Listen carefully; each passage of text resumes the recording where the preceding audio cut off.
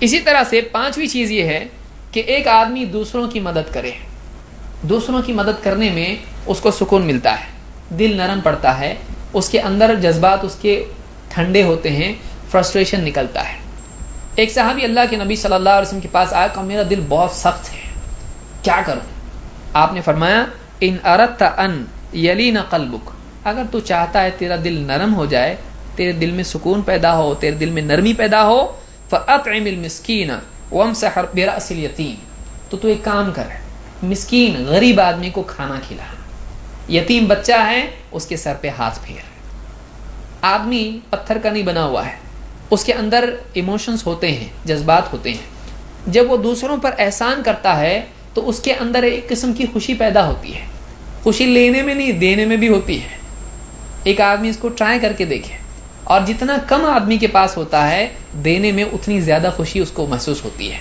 ایک غریب آدمی ہی واقعی دینے کی لگژری جانتا ہے. تو ایک آدمی جب دوسروں کے ساتھ میں اچھا سلوک کرتا ہے اور ان کے چہرے پر میرے ذریعے سے خوشی آئی, کیا ہوگا؟ اس کو غم ہوگا, رونا شروع کر دے گا, کیا تکلیف کی چیز دیکھی میں نے؟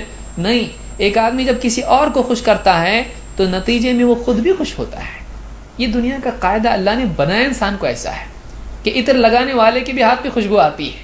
تو ایک آدمی جب دوسروں کو خوش کرنے کے لیے کچھ کرتا ہے, ان کے غم بانٹتا ہے, اس آدمی کا غم بھی ہلکا ہو جاتا ہے. یہ قاعدہ انسانیت ہمیشہ سے جانتی رہی ہے, اسلام نے بھی اس کو اکنالج کیا ہے.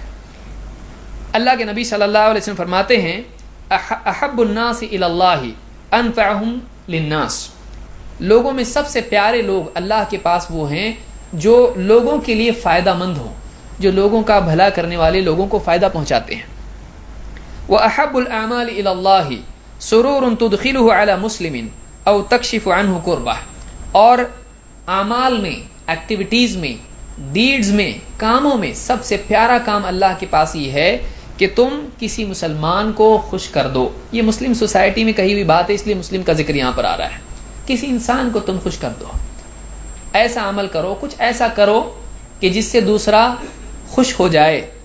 اور او تکشف عنہ قربہ, یا تم کسی تکلیف کو اس سے دور کر دو, یا تو کچھ اس کے ساتھ میں اچھا کر کے اس کو خوش کرو, یا اس کی تکلیف دور کر کے اس کو خوش کرو. اللہ کو یہ سب سے زیادہ پسند ہے. تو ایک آدمی جب دوسروں کو خوش کرتا ہے تو خوشی اس کی طرف بھی آتی ہے. دوسروں کو خوش کرنے والا خود بھی خوش رہتا ہے. اس کو آپ یاد رکھیں.